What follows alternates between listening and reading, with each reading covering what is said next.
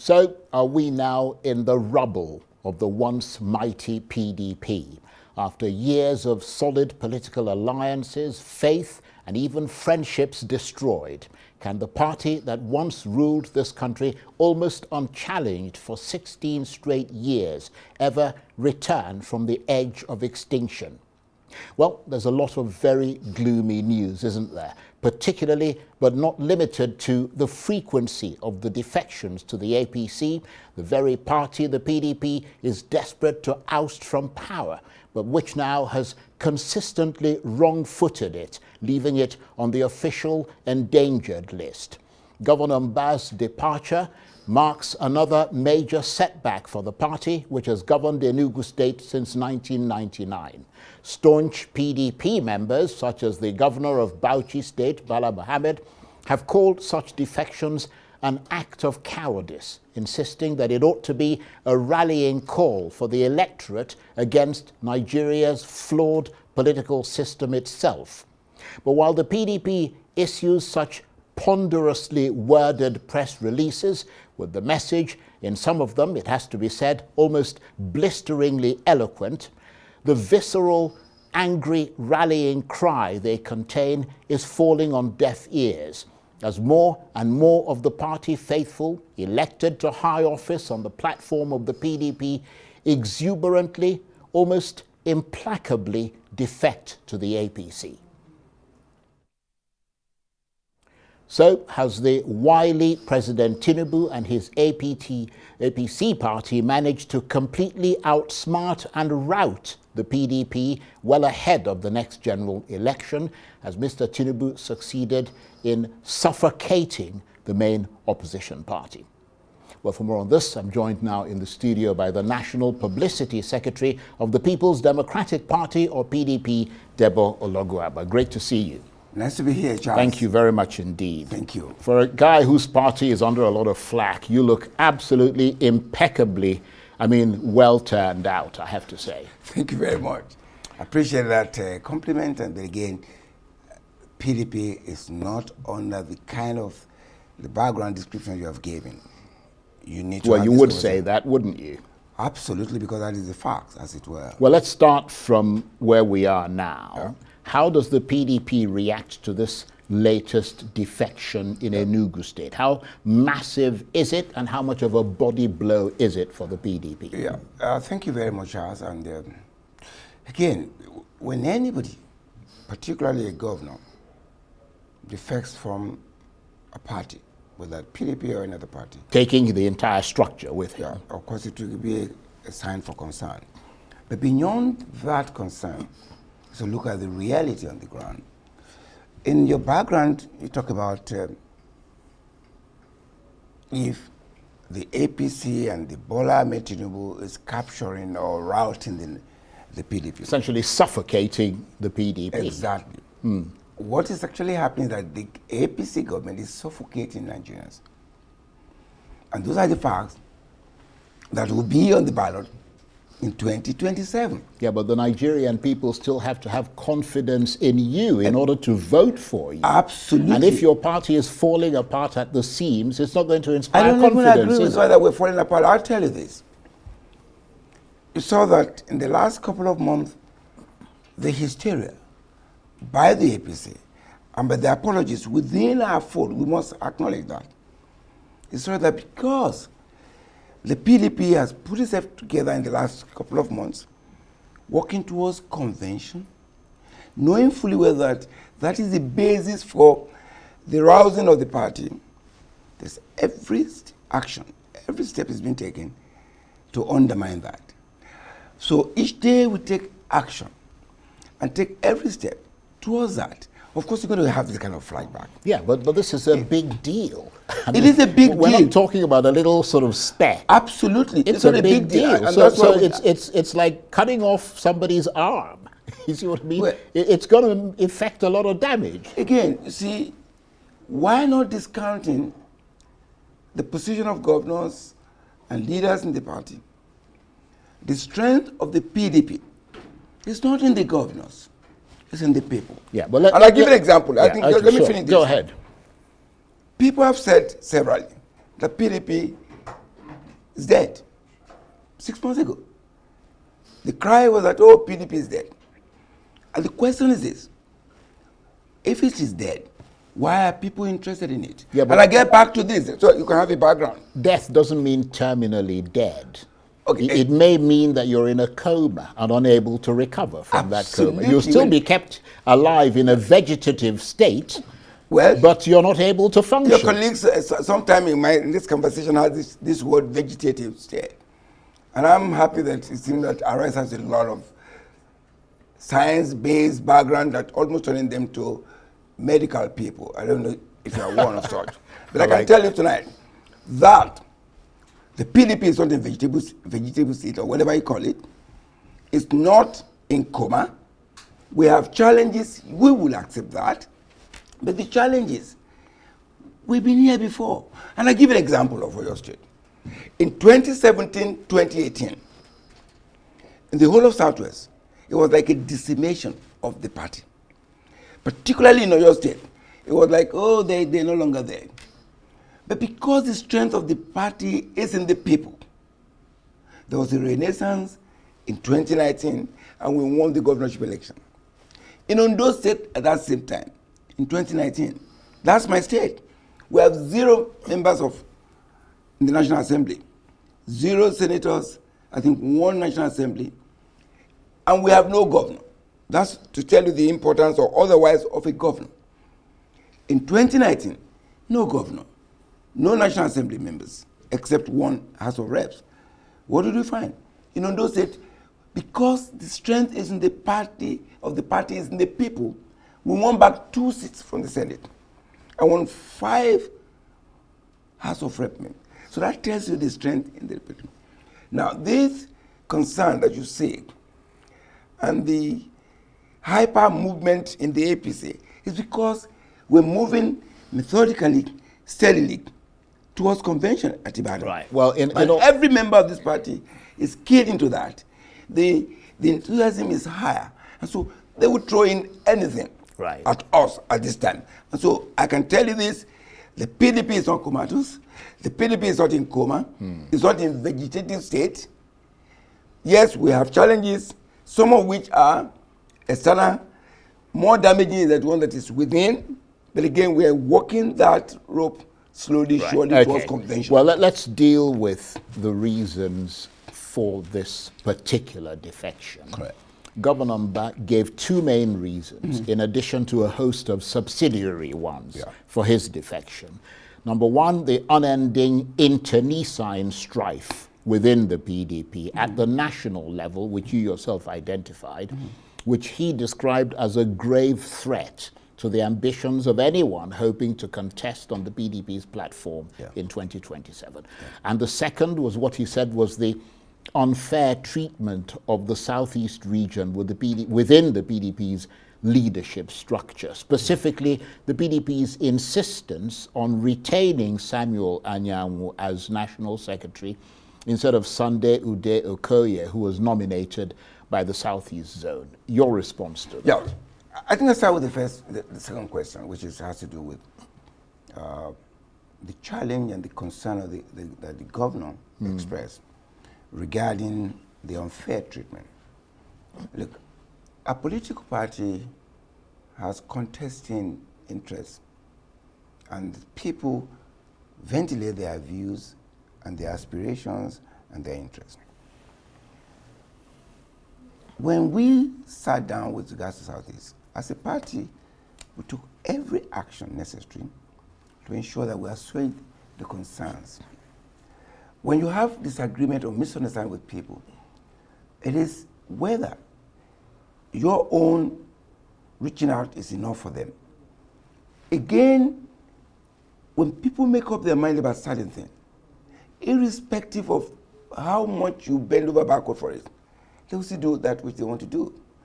Again, you can't challenge anybody who wants to make a decision to move in a particular direction.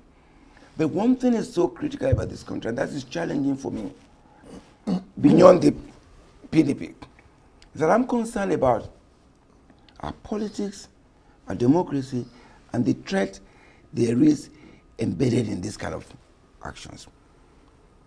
what we're seeing today, people are not defecting because of policy or programs or ideology.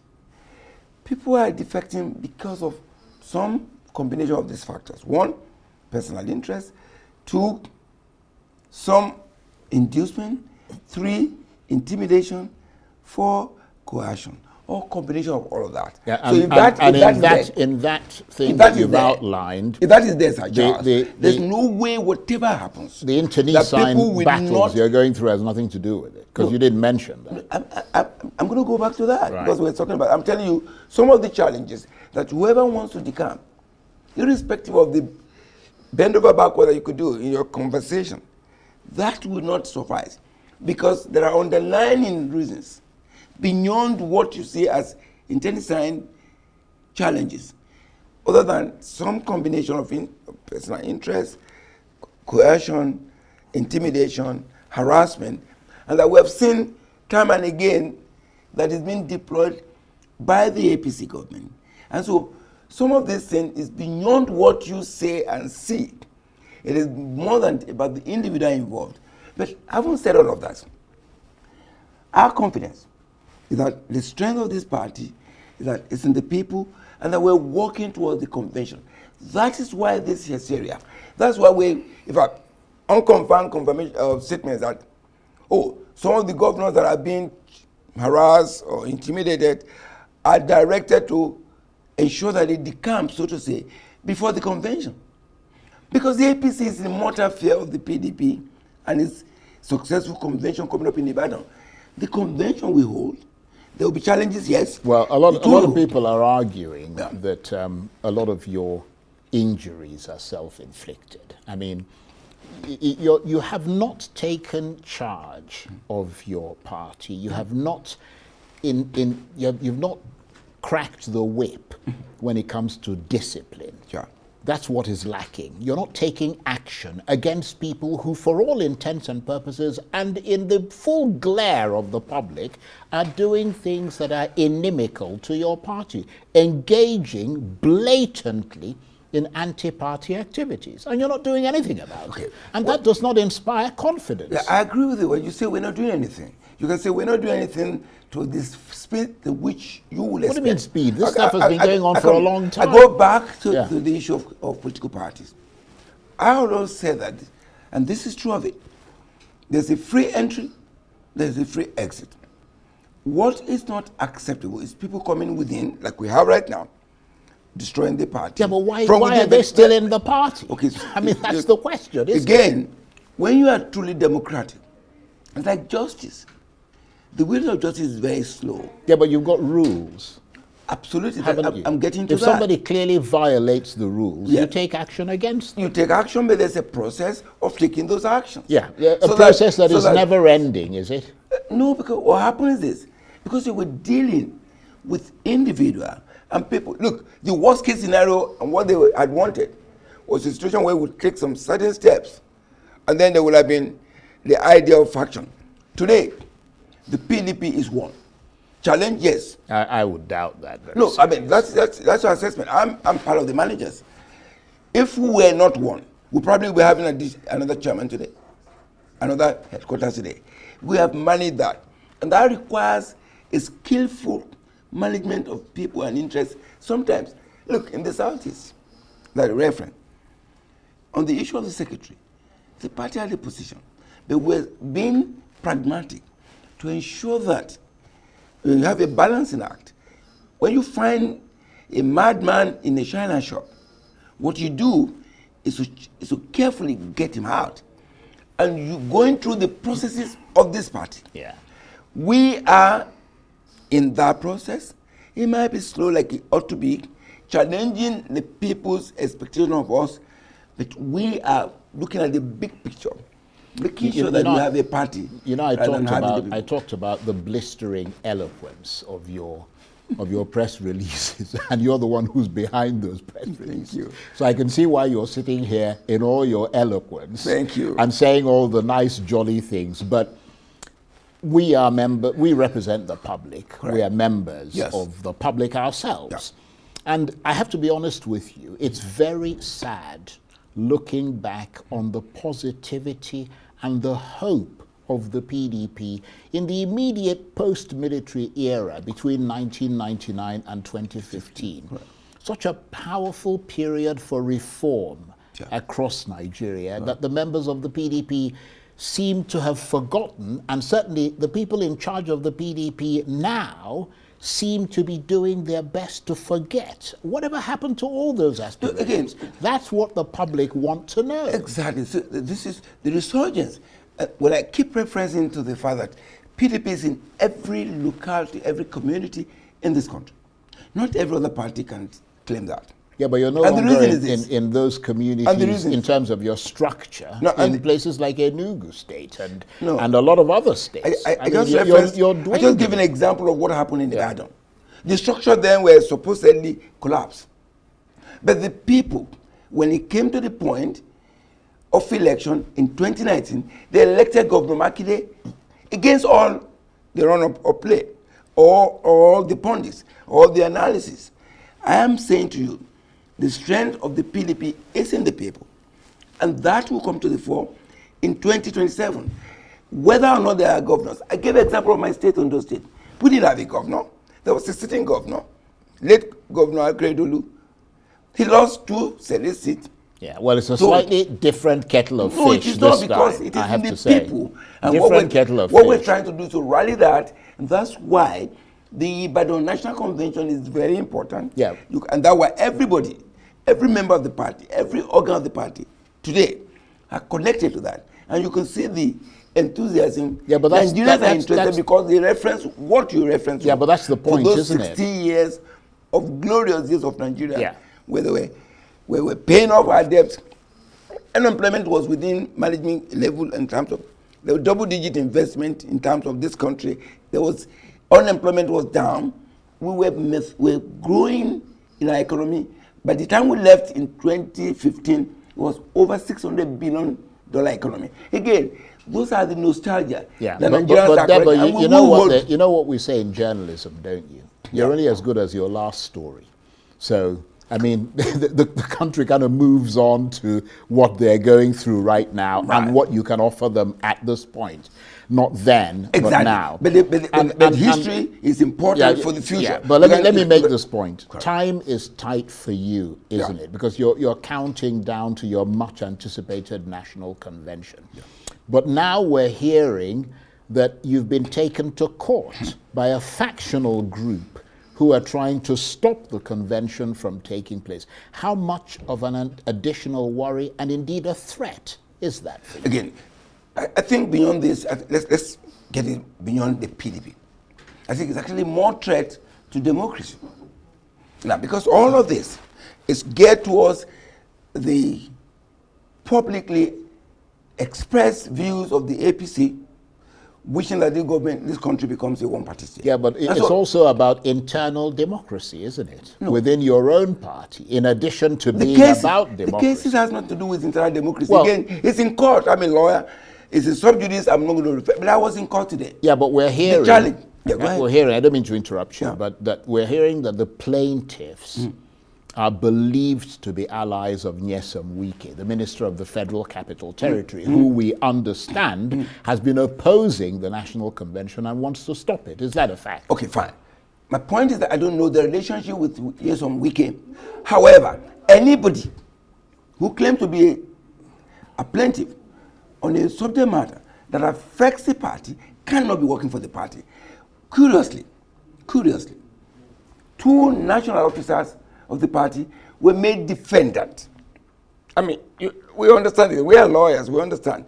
But like I said, I will restrain myself as a lawyer from commenting on that. But I'll tell you this. The convention we hold despite the shenanigans. Why? Because even you the don't court, know, do you? You said you're a lawyer. The court has to take a that's decision. what I'm saying. And I'm saying to you because the facts are clear and the courts are observers. And they have a duty, particularly against the judgment of the Supreme Court that talks about internal affairs of the party. Again, I leave that to the court. Yeah, but while we are talking about the internal affairs of the party, I mean, let's leave the court thing. Mr. Wike, who though a member of the PDP is also a top member of President Tinubu's cabinet, Yeah. is also believed to be holding down the PDP to boost President Tinubu's re-election chances in 2027, isn't he? Well, I can't speak for him. But those are Well, I the, mean, but those are the isn't that perceptions, fairly those are the obvious? co- Because those are if the- those are the commentaries. Yeah, but if it isn't obvious to you, Yeah. who is running, one of the people running the PDP, Correct. then you're obviously in No, no, because everyone else can see it. I'm not saying it's not about being obvious or not. I can't speak for him about what he's planning. But Nigerians can see through all of this.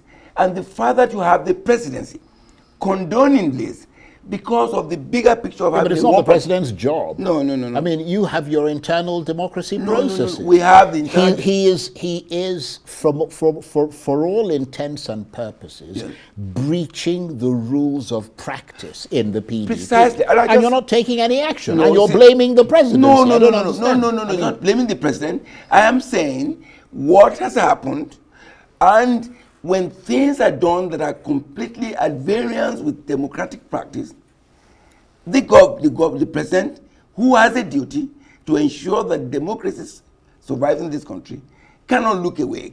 I haven't said that. I'm not even going to make this conversation about he's from Wiki, the minister, or whatever. My conversation is about this party, the resilience, the power, that despite all that is thrown at it, this party will survive this. Yeah, but it happened before. that's precisely the point. As long as you have people Yeah. like Mr. Wike within your party, Yeah. it's going to be very difficult for you to, it's not just a matter of survival, it's a matter of thriving. Yes. To the point where you stand a chance in 2027. I mean, Precisely. you're in so deep, you're going to need not a shovel, but a bulldozer to get rid of your new problems combined with the old. I mean, Again. if that national convention is going to hold as hoped in November, and if the PDP is going to have any chance at all of putting up a credible fight in 2027, you need a bulldozer. Exactly. I just said that reference. Maybe I need to repeat myself again, Charles. What I said, that when you have people in a political party, what you do is to manage, I referenced it and I gave an analogy of a madman in a china shop. What you do is to ensure that you don't destroy the house. Because there are people who are bent because of their other consideration to ensure that we don't go through this. 6 months ago, Charles, we can't sit down here and be talking about PDP this way. We can't. Because people said, oh, it's gone. But in the last 4 months, we put ourselves together, recalibrated the party, and we started this process. And the moment people said, oh, wait a minute, they're getting together, that's how this resurgence. But I'm telling you again, we are determined, the party is determined, all the organs are determined, the membership across the country are determined. We will start the rebuilding process by taking decisions at Ibadan, Right, at the okay. National Convention. And so many things will be decided because that is the highest decision-making body Right, okay. Well, of the look, party. we're almost out of time, and it's lovely to have had you here. But as the PDP, pardon my prejudice, but as the PDP limps and crawls towards the light, assuming there's any light at all left in this all-consuming darkness, what questions are you yourself, Debo? You're an intelligent guy, you're a lawyer, you've been with the party since. What questions are you yourself asking of the PDP leadership today in the wake of all the bad things that have been happening with and in the party? Again, the leadership includes me. Yeah. Yeah. And I think the first leadership is to ask about the members of the National Working Committee. Who are they for? Who are you for? And that's a conscience thing. Are you for democracy? Or are you for personal interest? Are you for destabilizing a process that has produced you and made you relevant in the scheme of things in this country? Many of the people that you mentioned would have been nothing but for PDP platform. They've held positions. And today, at the management level of the party, which is the National Working Committee, the challenge to us, because at the initial line of defense for the party in terms of management, is to say to ourselves, Who are those within that structure that are undermining this party? Because as the case unfolds and the event unfolds, it will become clearer to Nigerians. Those who are actually accomplices to derailing democracy by undermining opposition party from within. The only opposition party today in this country is the PDP. Others, from my own assessment, seem to be comatose. But I'll tell you this, and you should help us use a platform to tell Nigerians that it is in democracy and choice that we as a people can thrive. And people that have position of authority, who have been privileged and honored by this party and by membership, to put them in position of authority, they should not destroy it, because there will be consequences going forward, not just because of physical consequences. There will be emotional, there will be character, there will be integrity that they will need to defend someday in the future. People have gone through this route before in this party. People have undermined this party from within. And today you see them struggle in another party, trying to catch a glimpse, get a face on camera, on TV, because of what they did in PDP. There will be a way of reckoning. But I do know that. Right. There will be time for all of this. And Nigerians know. And that's why 2027 is going to be about the government, the people, the hunger, the insecurity. That will be on the ballot. Basically, all of this will be transcendent as it were. And this party will come out strong. Basically, the party will come in. We will have a national convention. There will be new officers. And then the credibility, the normal background check will be done. This is important for people managing political parties, because you are managing people's interests, and you've got to be exceedingly careful. More so, if you know that beyond you, it's not just about what you get for yourself, it's what you do for the party in the interest of democracy. Basically, Debo, you need to win a presidential election. Absolutely. That's the only way you're going to recover. That is if what you we do do. not win the next presidential election, Correct. we might as well lay out the coffin for the PDP. Do you agree with that? Well, it's pretty much over. You know what happened? What you do is that you're so special with creating words that can be very, very poetic. Well, I mean, and it's good. But I tell you this was the wish years back. I give example in Oyo State. They thought the coffee has already been prepared for the PDP in Oyo State. What did you find? Resurgence. After Ibadan. I'm talking about a presidential election. Yes, because I'm not talking about because state or national assembly. You must have a party to have a president candidate that can win. And that's what we're trying to do for Ibadan. Well, when you have that foundation, I understand that. when you have that foundation, then you will have a credible party. Indeed. You will get a credible candidate that can then go ahead and pursue the programs of the party, and then bring a comparison between the APC and PDP. One, drawing from its record, then drawing for the capacity of the individual, and then comparing that to the failures, the monumental failure of the APC government that has continued to discount people's life in this country, but the lack of capacity in governance. If I may end, I just want to condole the Arise team for the unfortunate death of one of your brilliant team, mine, the individual. Somi. So for us, we feel our hearts and thought goes with you, but it is a reflection.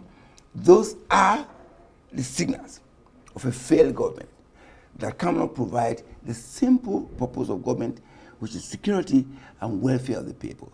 She was in her house. She was not on the street. And when you can't feel safe in your house, then that means that government ought to be. And the president and the APC should stop this endorsement shopping. Keep endorse me and I'll pay. They come to me. The only time, and I remember referencing Governor Makinde, that the only time that people he would decamp is when hunger decamps from Nigeria, and the whole hunger decamps to APC. On that very somber note, I want to thank you very much indeed. Debo Ologunagba is the National Publicity Secretary of the People's Democratic Party. Thank you very much indeed. Good to see you again.